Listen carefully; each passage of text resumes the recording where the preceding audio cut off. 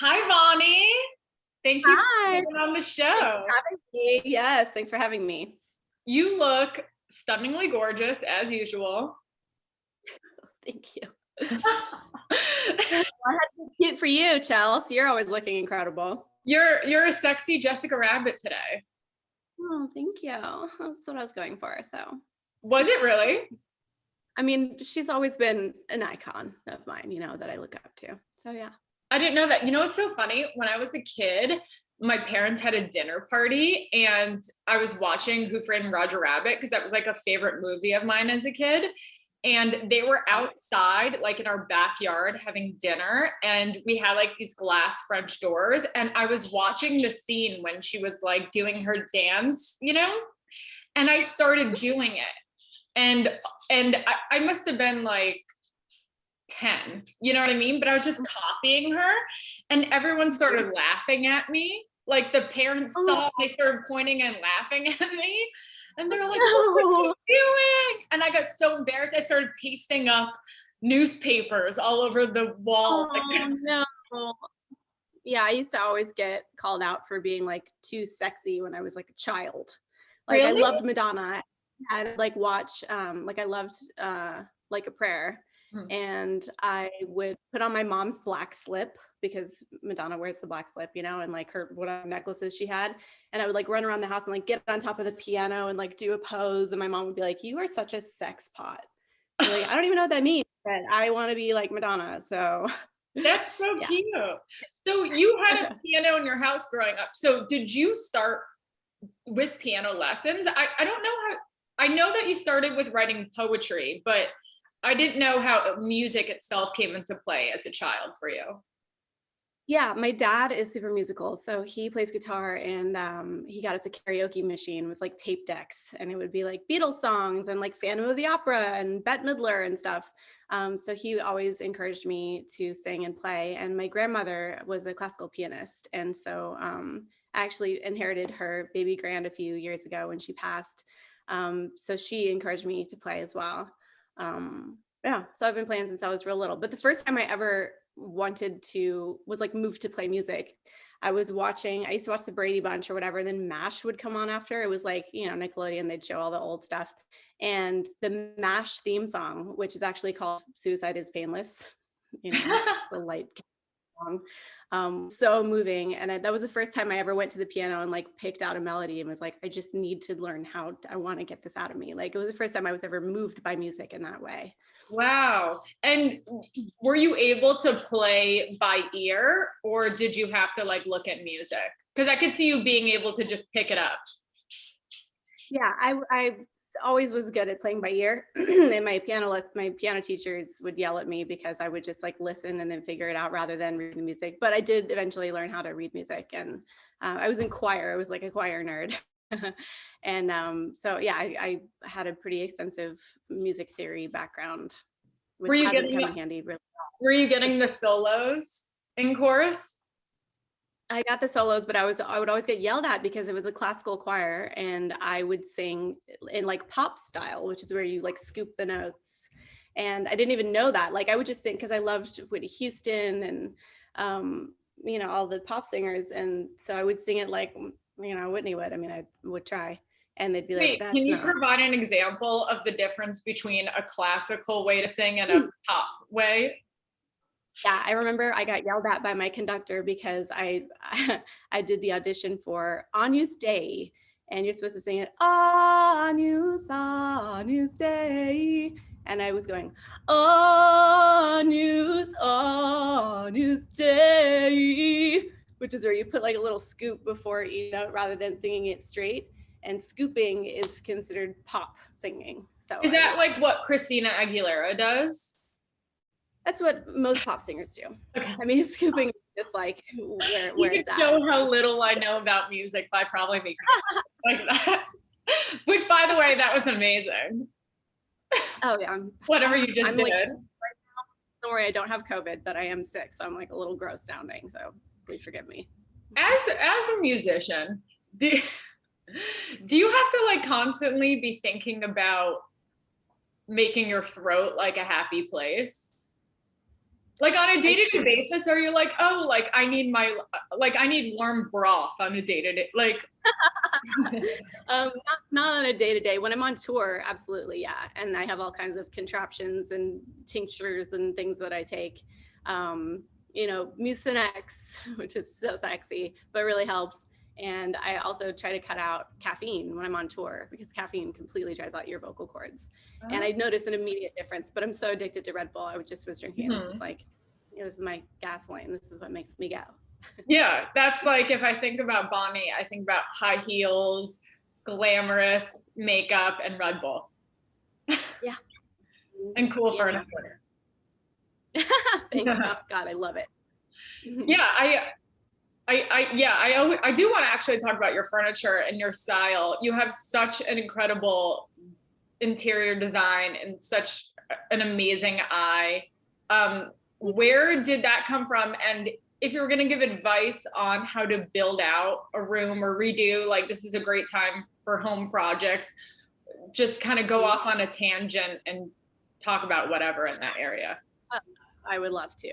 So my Aunt Barbara, my late Aunt Barbara, who actually just passed away last year, was kind of like my second mother. Like she helped raise me, and her house was always immaculate. I'm not very clean, but she was kind of a neat freak. But she collected antiques from all over the world. Every room was painted a different color. She was just an artist. Like she could have been Martha Stewart, you know? And so I loved going to her house. It felt like I was in a museum or an art show or something. And so growing up, my brother and I were both heavily influenced her style. And so pretty much, every piece of furniture in my house is a different color. I just love color. I'm really attracted to color. And I guess I love mid-century style, mid-century modern is my favorite. And then, and so I would say that, because a friend of mine just bought a house and was asking me like, so what do I do? How do I? And I think it's like pick an era or, pick a style, or it's like, if you are gonna have, a gold light fixture, like chandelier over your dining room table or whatever, then like try to have all of your shit be gold, or all of it be brass, or all of it be silver or chrome, whatever it is. And that kind of like those little details kind of pull things together, or, you can be eclectic and just do your thing. But I like to have like a kind of streamlined style, like pick an era and stick to that. Yeah. And then once you pick the era, you also incorporate color. Yeah. Yes. Very good, Chelsea. No, but like, how do you like know how to, because everything just works. Like, I guess everything is very like poppy that you have, but it's like, I know that you stick to certain tones, right? Mm-hmm. Like you love like orange and yellow, right? Like, do you kind of pick like big pieces and then go from like, do you start from a big piece in a room, or like, how does it work? Yeah, I like I'll build around a couch. Like if your couch is blue or whatever, mine is like teal, then I try to find something contrasting. Like I love teal and yellow together, or I try to not have too many orange things or too many yellow things. And I try to get a little bit of everything. But I hate primary colors together. I like have an aversion. Like when I go to like a McDonald's and they have like the playroom and it's all just like red and yellow and blue and green, like hot dog colors, I'm like so bummed. I get like depressed. Like I'm very affected by the colors around me. So I tend to go for the in-between colors, Oh, like pink. I feel like sorry, I shouldn't say that. I feel like I feel so dumb when I talk to you. Because I'm like, I don't know about because I'm literally like, oh, okay, I'm like following what you're saying, but in my head, I'm like, what does she mean primary? So you mean like the purple, the blue, the indigo? No, the primary colors are, I believe they're yellow, red, and blue, technically, because those are the ones that you can't mix other things to make. But then when you add in, like green, for instance, is yellow and blue together, and orange is yellow and red. And so there are, I don't know. Realizing I don't know about colors as much as I thought I did. Because it's like, you don't really like, you learn this in art class in high school, but like, it's like algebra for me. Like I'm not taking that with me through my adult life. I mean, you don't need to know all the technical stuff. It's just follow your heart, Yeah. What are you attracted to? Yeah. And then do you find a lot of stuff online? Do you go to estate sales, tag sales? Like, where do you like to look? Honestly, I've gotten a lot of great shit on eBay. I love eBay, and now Etsy has really stepped up their game. I always thought that Etsy was just for like arts and crafts, but there's a lot of great, cool pieces. And then, yeah, I love a flea market, and there are some great local stores too, like Sunbeam Vintage in Highland Park is. I've been getting so much stuff from them during the pandemic, and they deliver, and they're great. And if you're in LA. Yeah, I follow them. I love all their stuff. It's all gone so quickly too. Like I'll see like the cutest pink vinyl dress there, and then it's like already sold, but we're just showing you the pic. And then I'm like, I know. and then I feel like so I think a lot of people make obviously like recreations of mid-century modern. Like, do you care about getting stuff that's like not a recreation? No, I don't mind at all. I think it's like, I just love the style. It's great when you can find a vintage piece because it holds its value if it's in good condition. But remakes are great. I mean, look, they have cute stuff at Target that's just like the style that I like. Like, I don't discriminate. I don't care. But I'm not going to pay a shit ton of money for something that's just a remake. You know what I mean? Yeah. But I will pay for the pieces if they're in mint condition. Yeah. And I feel like people lie about it too, and then try to like overcharge for something. And it's like, and then you're like looking for like a little stamp somewhere. Yeah, you know? Yeah, for sure.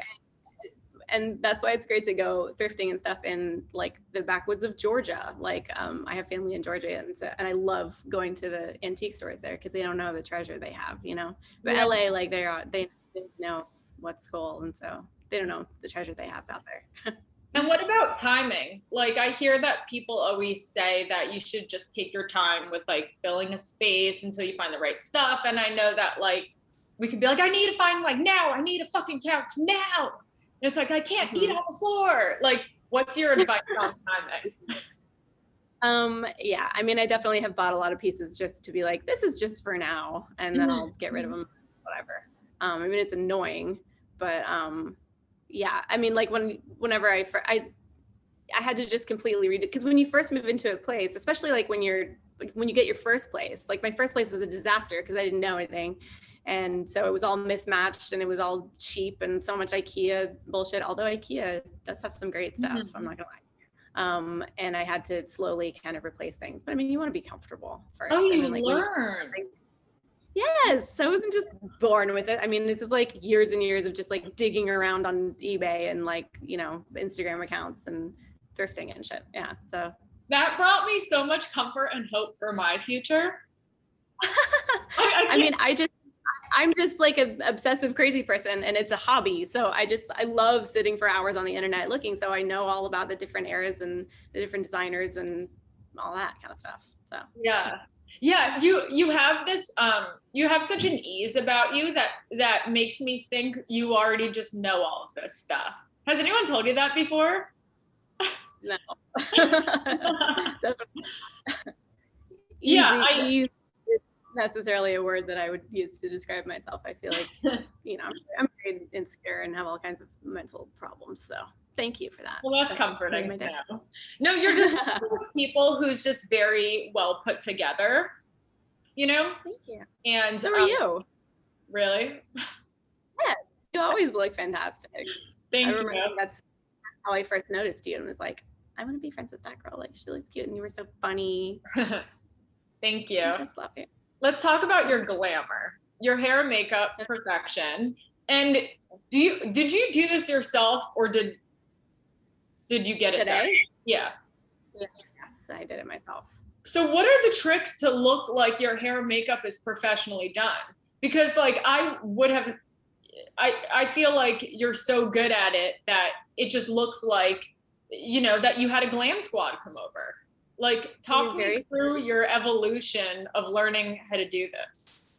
And what? Well, you know, I got into the entertainment industry at 16 years old. So I had people professionally doing my makeup for a long time. And so when you're sitting in the mirror, you kind of watch, you ask for tips, whatever.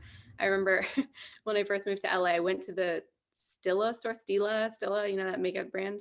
And I like sat down at the counter, was like, how do I do this? And then like she walked me through it, and I was like, okay. And then I like bought the whole thing to be nice. And also my friend Anthony Nguyen, who is one of the most talented makeup artists in the world, I think right now, gave me like wrote out a little kit for me because I went on tour with Kygo and they didn't include glam in the budget. So I was going to be doing my own glam. And he sat me down and like told me about all of the like the base stuff that you use and the sprays and the whatever, and kind of gave me a step-by-step guide. And so, you know, I'm no Anthony, but I do my best. What are some of the tricks that he taught you? Like when you say the sprays, like I said a setting spray on me, but is there a spray I don't know about? Primer like changed my life. Like I was just always putting like I use a lot of MAC stuff for my base stuff because I have really dry skin and it's very oily and like creamy. And so I use Glossier base stuff, which is like a light moisturizer-y thing. And then I use Japonaise, I think it's called, or something. It's like, it's kind of a gel. And it just really makes a huge difference because it used to be, I would just put on my foundation and then it would kind of wear off or it would kind of like be blotchy, and that really makes a difference. I use concealer, which is supposed to be just for like spot stuff or whatever. I put it all over. I just paint my face on. Oh.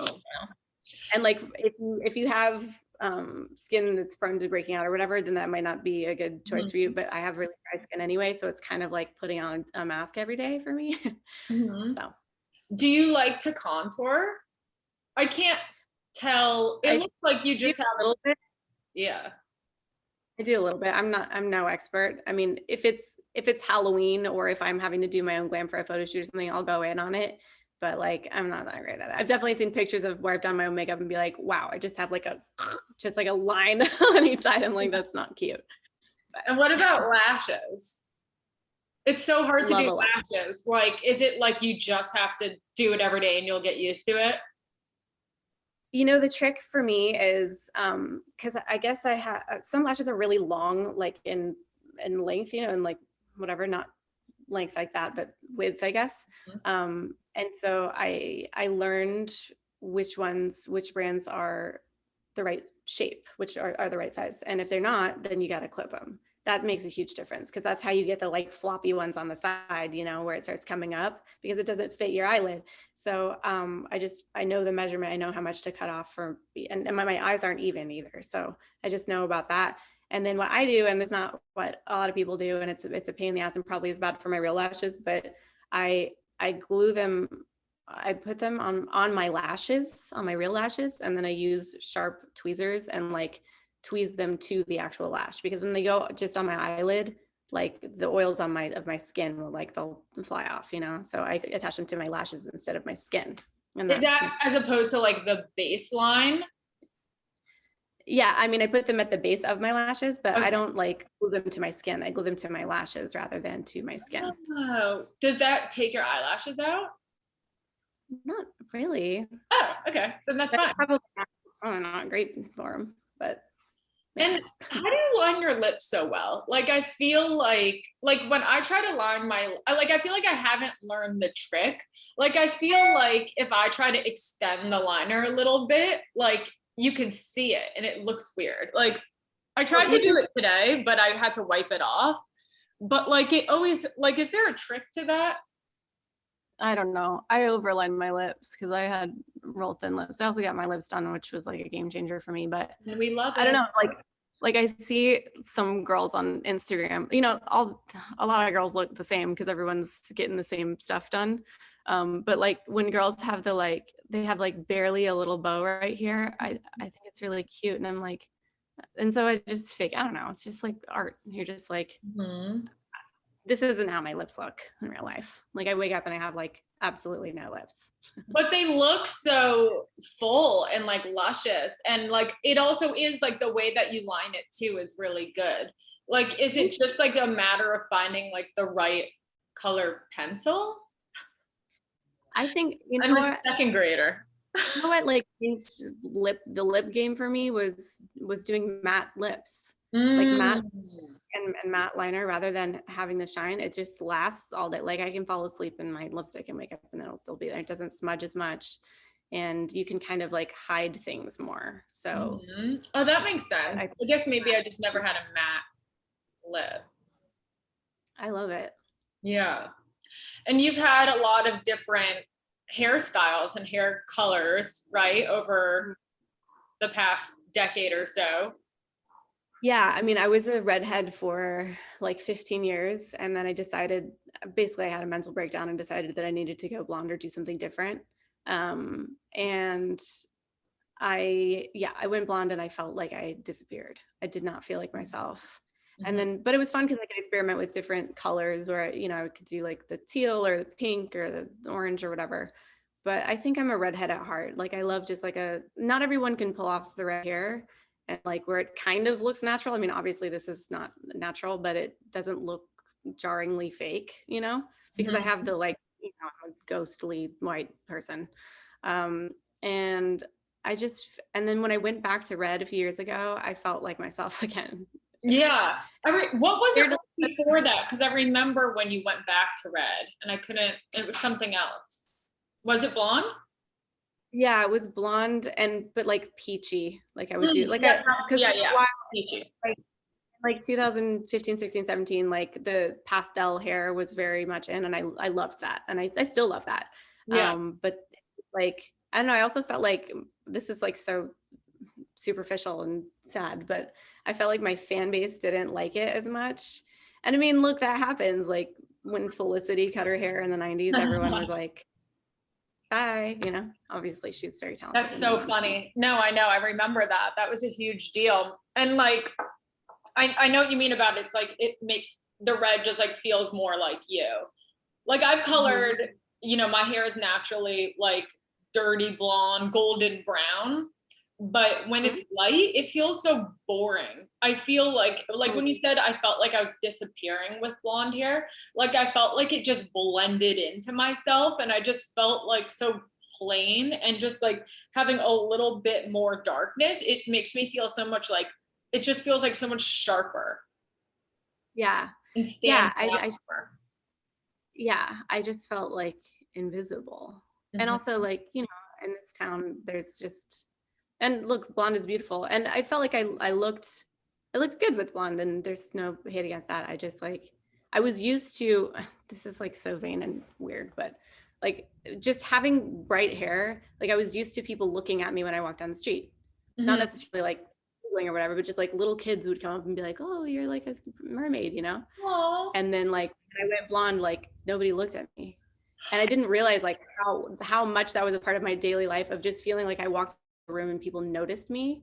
And the feeling of not feeling noticed was like crippling for me, which says a lot about my mental state. But I totally know what you mean though, because I've had the same sort of, I mean, my hair was never like a super bright color, but like I definitely noticed the difference when I'm walking down the street. If I'm a brunette, like guys would like check me out. But like when my hair was my natural color, Stephen just turned around and looked at me when I said that. But when my hair was like natural, like no one gave a shit. And I was like, huh? And like you notice like the day your hair has changed too. Yeah. Like yeah, it changes the way that, and also I found that when I was blonde, people would kind of, I mean, it's so sad. People would talk to me like I was stupid. Like people would just automatically assume that I had like nothing interesting to say and would just like not, think twice about talking to me. And then when I would say something smart, they would be somehow surprised, and like somehow being a redhead, even though like I still am, into glamour and whatever, and I still get plenty of sexist bullshit where people underestimate me. It's kind of like, oh, you're daring. You're not afraid of something different, I guess. I don't know. Red hair is brave. Blondes are dumb, brunettes are bitches, and redheads are daring. That's so funny. I never thought about what a dare. Yeah, a redhead's wild, right? And unpredictable. I'm just making. That's so funny. So I love April Kills the Vibe. April, tell us about April Kills the Vibe. It's so incredible. It's a new short that you made. You wrote, directed, and edited it, and starred in it, in both roles. Tell us all about it. Okay, I'll tell you all about it. I was sitting in quarantine and I was feeling sad and frustrated about music stuff, and not sure what to do. Like I had all this music I was sitting on and I was like, I just don't really feel like this is the year to do that. And I was like, well, maybe I'll make a scene for my acting reel, like I've got all this time, whatever. So my acting coach, whom I love and it's incredible, Tom Draper, gave me a bunch of scenes that I could possibly shoot. Actually, I asked you if you wanted to shoot one with me, and I was like, I just like am not connecting with these. And I was like, I'm just gonna write my own. Just gonna write my own scene. So I sat down and started writing, and this has been like a crash course for screenwriting and filmmaking in general, this whole experience. But I showed it to my boyfriend, and he was like, yeah, it's usually like a page is a minute. And I was like, oh, well, this is like 12 pages. So this is not a scene. This is like, because when you read it quick. Mm-hmm. So that was like a good rule of thumb that I randomly learned. And I put together, as I was writing it, it's based on a true story.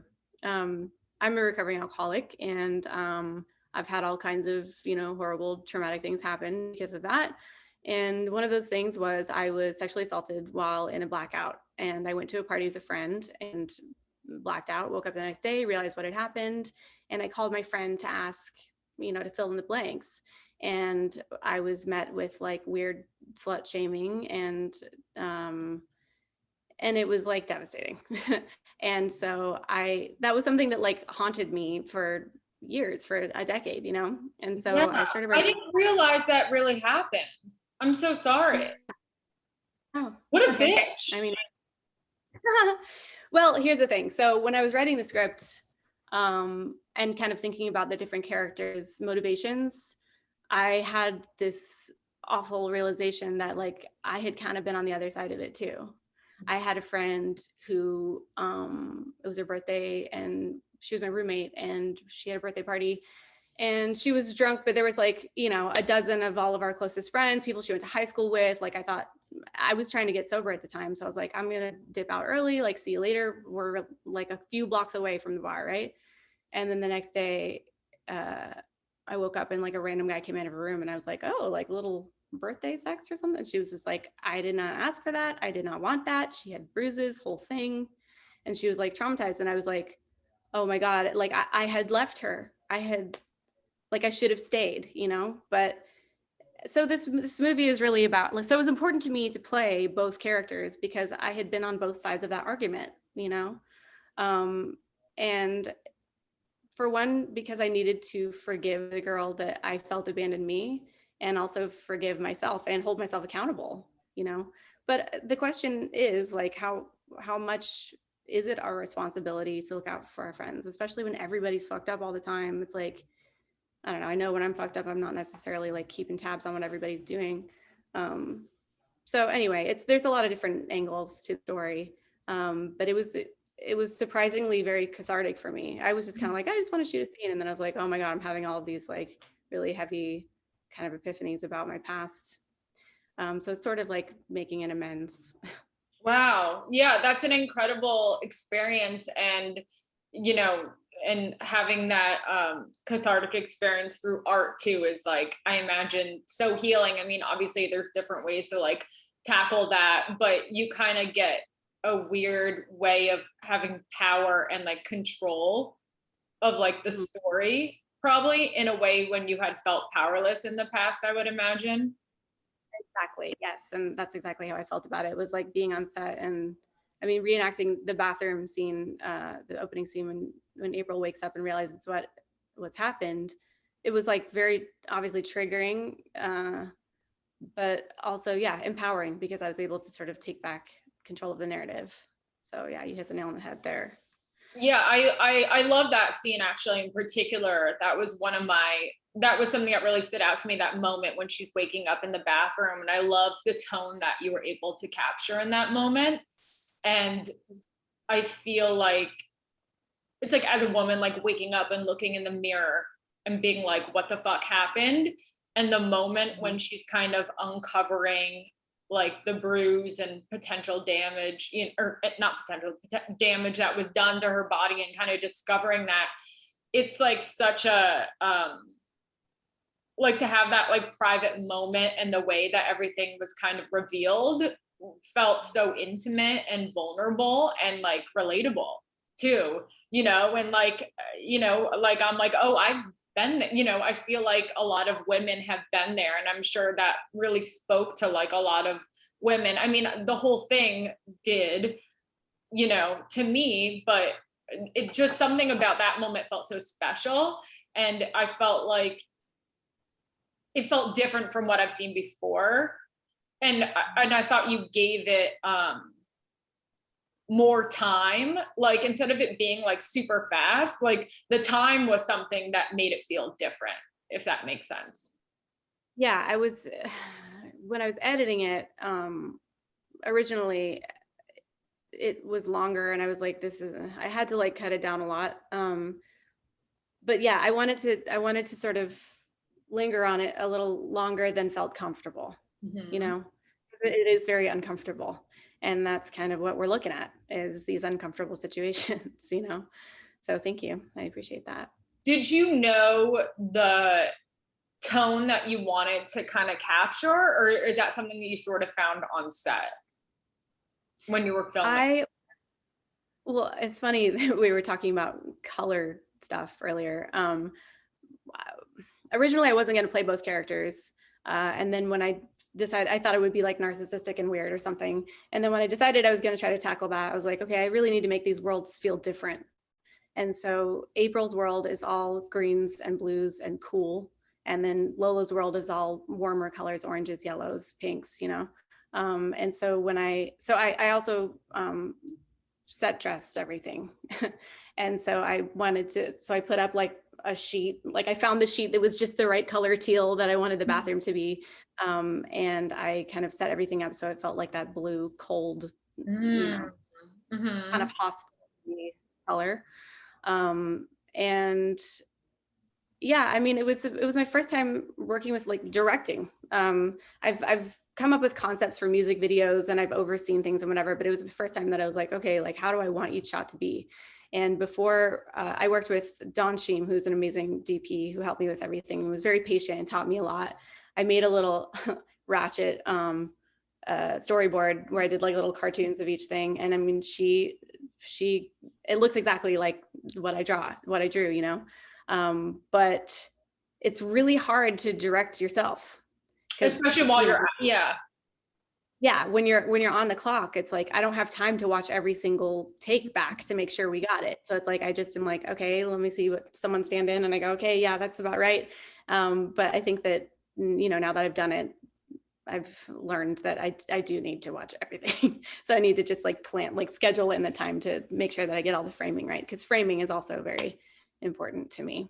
totally. Yeah. So what was that process like? You had someone stand in to set up the shot, but then you would shoot it, and then you didn't get a chance to watch the playback because of the timing, or like what was that process? Yeah, no, I didn't. But you know, I trusted Dawn and she did a Mhm. great job. And I mean, I wanted it to feel handheld. I wanted it to feel shaky. And that was another thing that I wanted to do to sort of distinguish the two characters from each other, where I wanted April to be handheld and shaky because she's hungover and traumatized. And then Lola's is real smooth. And we did, you know, where it's all just like, she's just living life, you know? Mhm. So everything from the color story to the camera shot, the way that the camera is moving, I wanted them to feel like two different characters. Yeah, I love those two distinctions, and that really made a difference and made so much sense. Did you shoot each characters on different days? Did you have like an Yeah. April day and a low? Yeah. Yeah, How because many it days? was like Oh, sorry. we shot for 2 days. Oh, wow. Um, yeah, so the first day was Lola, so Mhm. easy breezy. It was like a pretty major transformation. I had to paint my whole body. I wanted her to be tan. Actually, like you were kind of an inspiration Oh for the yeah, I look. forgot you told me that. I found a picture of you and I together at a pool party or something, and so I got the bangs and like did the whole thing. So you were kind of the inspiration for that. So I put you on the refrigerator. We didn't actually see it in the thing, but there was a picture of me and you on the refrigerator. That's so It was funny. together, yeah. So yeah, so I did a whole transformation. Your I wanted whole her to be this body? like glamorous, huh? You painted your whole body? Oh, with Yeah, like self tanner. yeah. Okay. Mhm. Yeah, I wanted her to have like more of like an olive skin tone, and I wear Mhm. brown contacts, and did the bang and did the pony and whole thing.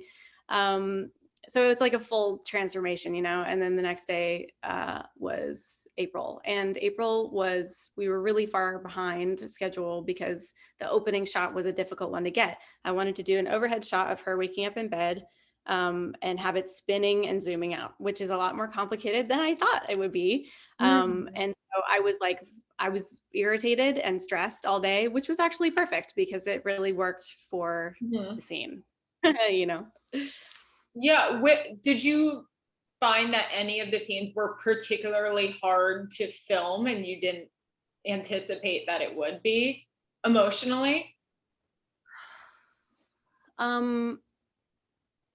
I mean, doing Lola was a breeze and was fun. I just got to be a catty bitch. And then doing April, the whole thing was like pretty, you know, upsetting to relive because it's pretty close to what actually happened, the conversation I actually had. But it was more just like technical stuff. Like because we were running behind because of my complicated fucking shot that I was insisting on getting, we were running out of daylight. And so it was like, you know, by the end of it, like the scene where Grant comes out and they leave together or whatever, that whole last scene, we were losing light. And so when I was coloring it after the fact, I had to do so much work to keep it consistent. And I feel like that's probably my point of the whole thing, is like sort of the technical stuff that I didn't have control over, you know. But this is your first short, right? Yes. You did a phenomenal job. I mean, I know it's so hard to like find little things and become a perfectionist, but like the fact that you directed it, edited it, and played both parts is like amazing. And so you've also been doing such a great festival run. I feel like there's been how many festivals have you been in so far? I think I've been in, I don't know how many I've been in. I want to say 30 something, but we've won 23 awards so far. Yeah. I mean, I'm shocked. When I made it, I didn't even think about festivals. I was like, this is just like a demo tape. This is just like to see if I can do it. I just want to challenge myself. I want to try to do a different medium and maybe I can get an agent or something out of it. Like I didn't know what to expect. And then I found out about Film Freeway, which is incredible, which is like a hub where you can submit to all of the festivals in the world. And I didn't know about that. Like yeah, it's amazing. You like make a profile and like upload your film and do all your credits and everything. And then you just like, it gives you a whole list of every festival in the world and you just like submit and pay a small fee and then you're in. I never would have submitted to that many. And because there's still like 50 more to go through the rest of the year. I never would have submitted to that many if it weren't for the pandemic, because be traveling all over and flying and they don't always necessarily put you up and that sounds expensive and stressful. So I was kind of like, you know, doing the film circuit from my living room and it's all been virtual, which has been cool in some sense, but also sucks to not be able to go and like speak on a panel and see people and do a red carpet, you know, all the glitzy glamour that comes with like doing a film. But it's been really cool. And I've been in good company. I got into 2 Oscar qualifying festivals, the Tampere. Yeah, Tampere in Finland just wrapped, and then it's going to be playing in CineQuest in 2 weeks. So I'm shooketh. I'm just honored to be included. I don't expect to win anything. I don't expect this to really go anywhere. I just am like, cool. At least I don't suck. Yeah. Are you able to stay in it, or are you and like ride out the rest of the festival run, or are you already like, okay, what's my next thing? Like where are you? I'm actually, I want to make it into a series. It's actually, you know, I want to tell the story of what it's like to be a recovering alcoholic female songwriter in the cutthroat music industry. You know, I have many insane adventures and colorful characters, and I want to be able to combine my 2 passions of music and film. I feel like that's kind of my secret weapon as a filmmaker, is that I can do the music, because I also scored April Kills the Vibe as well. And then it's not like a musical, not like breaking into song in the streets kind of thing, but it would take place in the music industry, I guess, in the same way that like A Star Is Born is, where, you know, you see people stage, being in the studio, you see the origins of the songs, like when they're in the parking lot and it comes out, you know. So I just want to tell my story, and Yeah. you know, I put a little plot twist in there to keep things interesting. But so I made a deck, and like I don't really know how to pitch stuff. I'm really just making it up as I go along, but that's the plan. Yeah, and you have such an incredible, unique story too that I feel like hasn't been told yet. So like, I mean, I want to fucking watch that. Thank you. Hopefully you'll get to. Fingers crossed. Yeah, I feel like the music world is, you know, obviously I don't know anything about what it's like, but like from the outside, you know, I can, from the audience perspective, I can say it looks so awesome and fun and glamorous, but I know that there's so much like darkness in there. And I feel like that's such an interesting area to explore that like hasn't fully been explored, I feel like. I mean, Yeah, I mean, there have been some great shows about the music industry and with great music and whatever, but you know, it's always kind of sensationalized, and you don't really see the depths of despair and the starving artists. Like, there's a lot of starving artists and a lot of broken hearts, a lot of almosts, you know, and a lot of addiction and a lot of sexual abuse, and it's dark, it's gritty, there's an underbelly. yeah. And also that those things and those traumas that the creators live through make for some great music. You know, there's a lot of like big sparkly pop songs that are written that you don't even know what they're really about, you know. I want to like tell the stories behind the songs.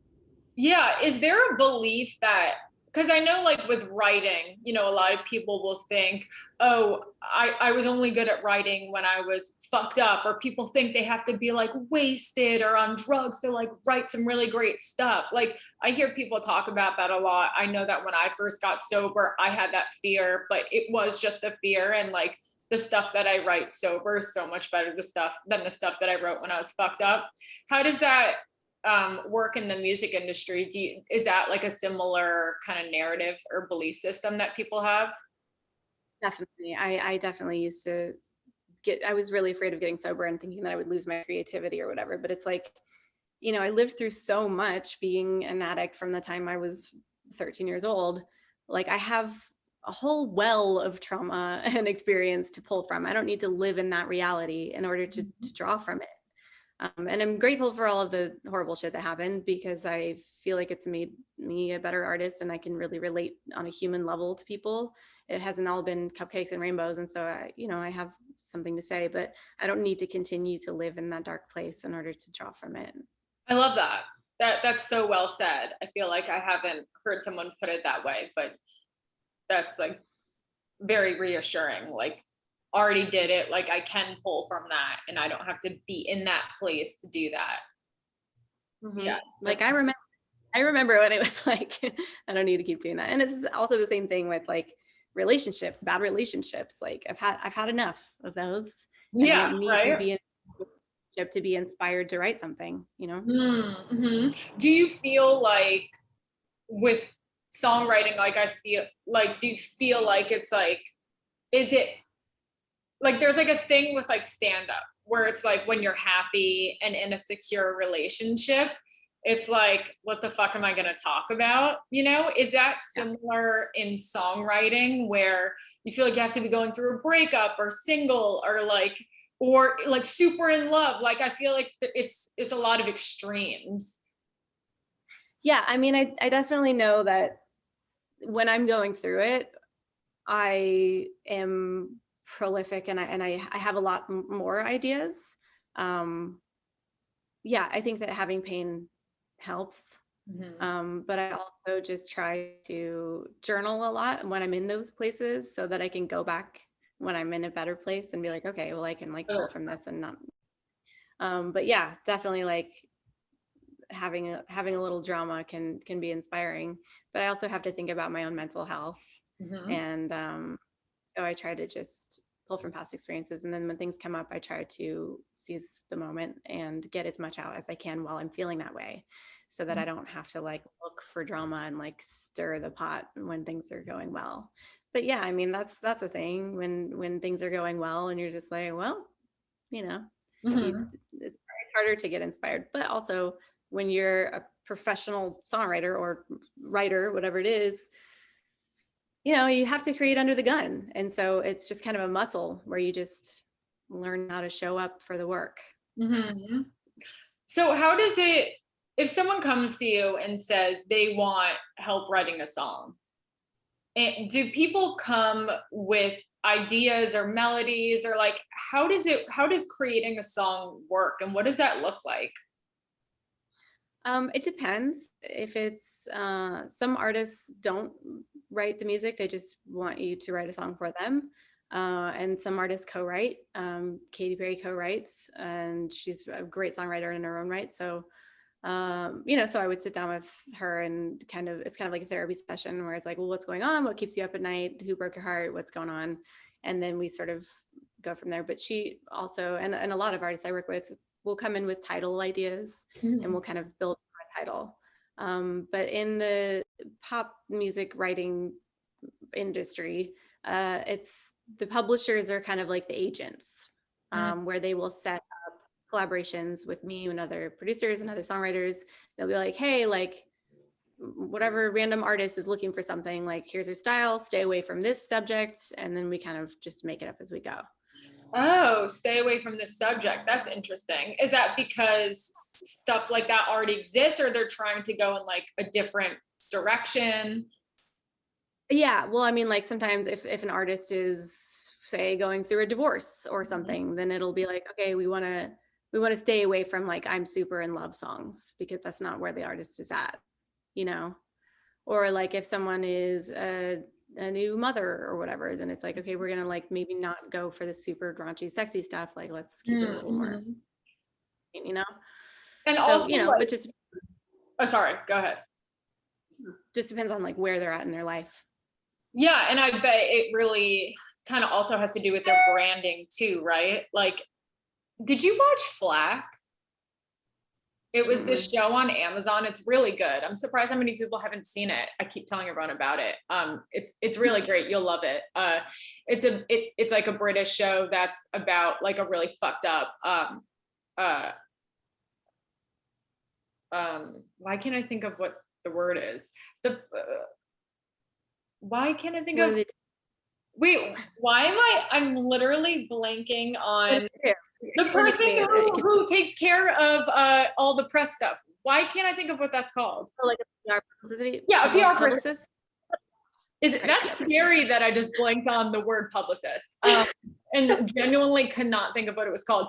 But it's basically a publicist who cleans up like messes, and like I noticed how much like they do kind of like branding and creating like what it looks like for people's lives and stuff. And like there was an episode about like a young pop star girl who was kind of like not as popular, so they like created like a sex tape for her to like try to like, have you seen stuff like is that like a common thing in the industry, like, or they'll create like a fake relationship, or like start to brand around like a song, like if it's like, okay, she's like a Disney girl, we're doing all sexy songs, we're gonna like sex it up, like For that's sure. how it, Yes.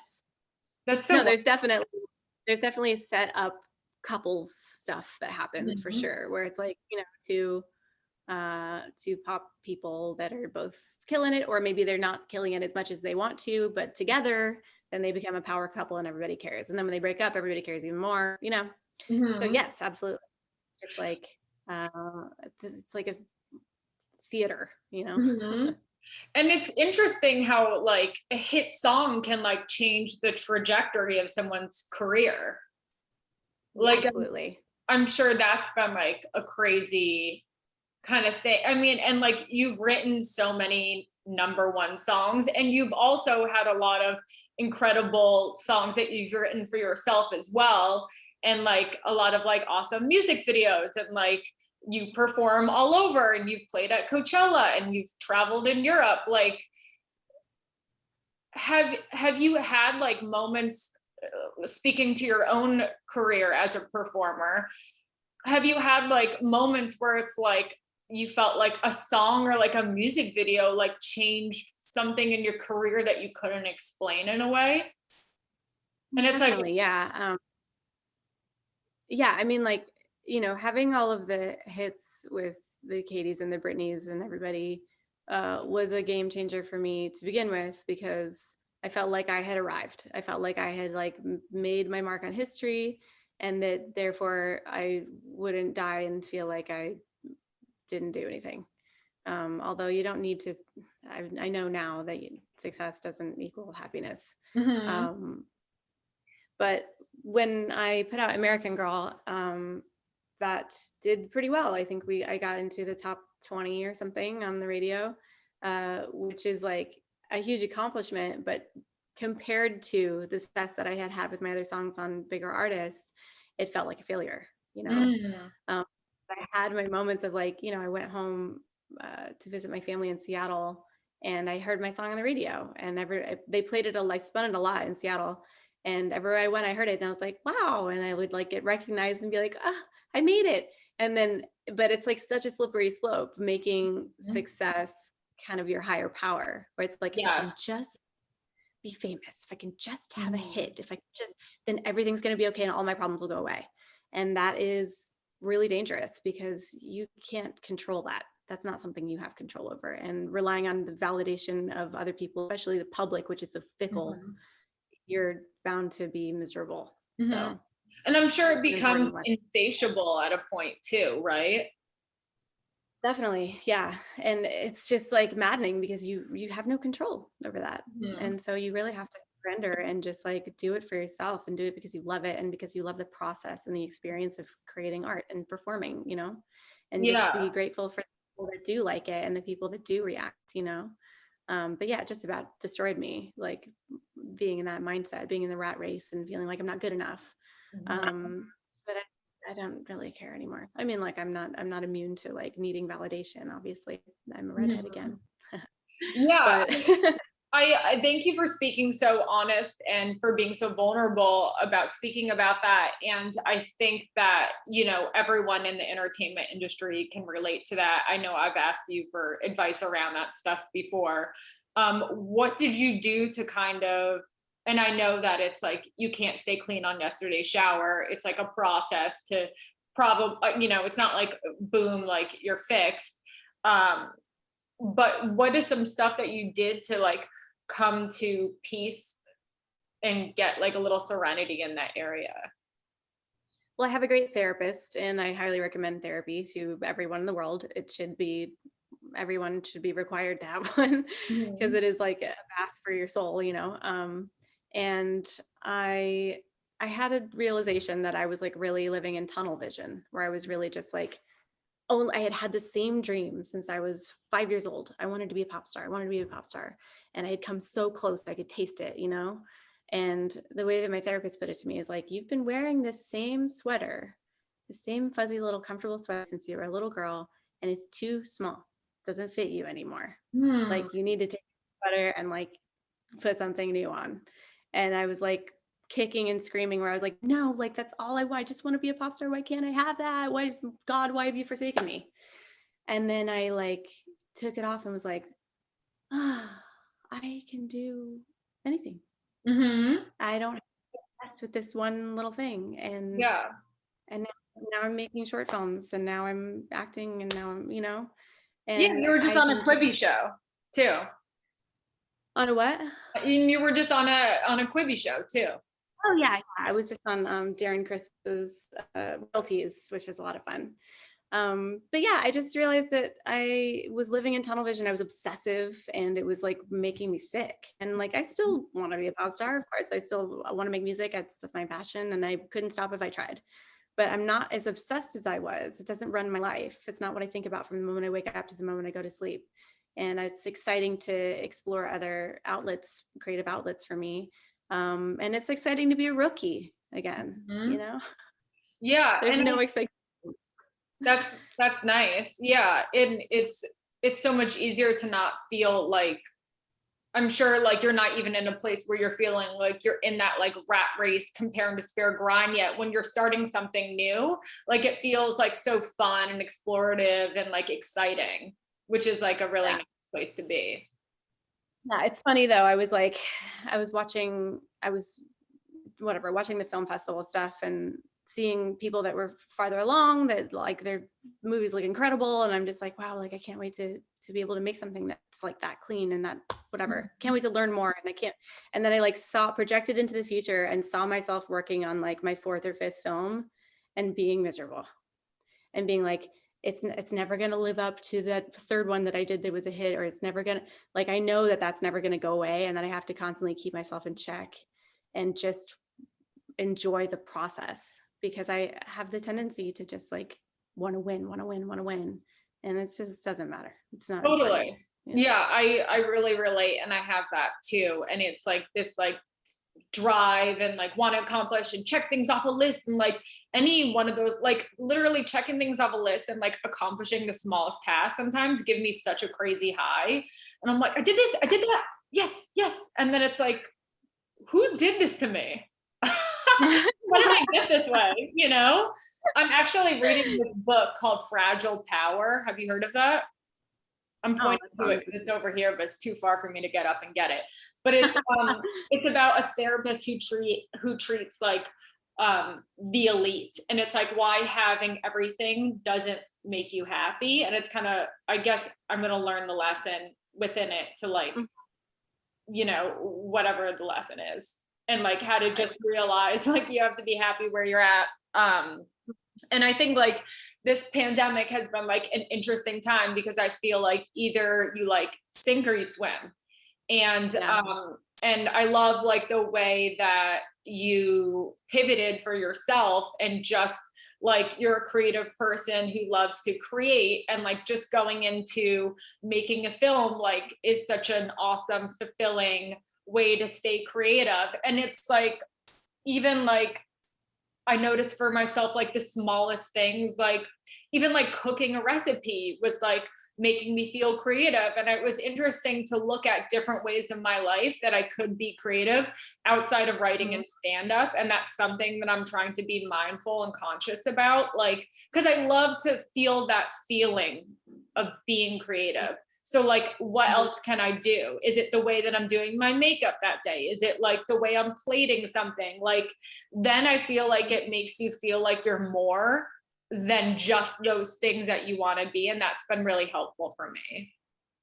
Yeah, definitely. I think that finding different outlets can keep it fresh and keep you from like getting into a rut when you're trying to do the same thing over and over again, you know, and you take a break and go do something else that makes you feel fulfilled, and then you can go back to your grind, you know.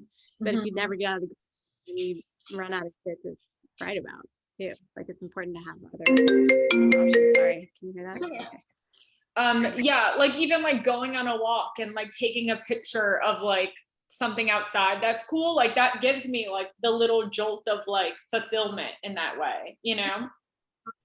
Yeah, that's how I feel about interior design too. It's like it's a fun hobby that makes me feel creative, and I'm so happy in my environment. And I think it's like you said, it's like nesting time for everyone being locked up. And so I don't know, it's been fun to watch how other people have kind of gotten into that creatively too. Totally. Well, thank you so much for coming on, Bonnie. Thank you for having me. This is a great interview. I love you so much, and I respect you so much, and you're just a delight. I love you too. Where can we watch April Kills the Vibe yet? It is playing in the CineQuest Film Festival, and you can go to aprilkillsthevibe.com, and I have links to different festivals that it'll be playing in. So, oh, that's so cool. And then will you be doing more virtual panels for some of those? Yeah, I think so. Yeah. Yes, I sent you my little weird Zoom thing that I did. I tried to watch it and the link didn't work. Oh, and really? I didn't know if it was taken down. Okay, I'll send it to you again. Cool. Anyways, yes, you can go to aprilkillsthevibe.com and watch the movie there, or get the links to the tickets to the thing I said before worked. Amazing. And then Bonnie Mckee on everything on social? Just at Bonnie McKee on all my socials. Yay. Thank you so much for coming. Have a good day. You Love too. you. Bye. Bye. Mhm.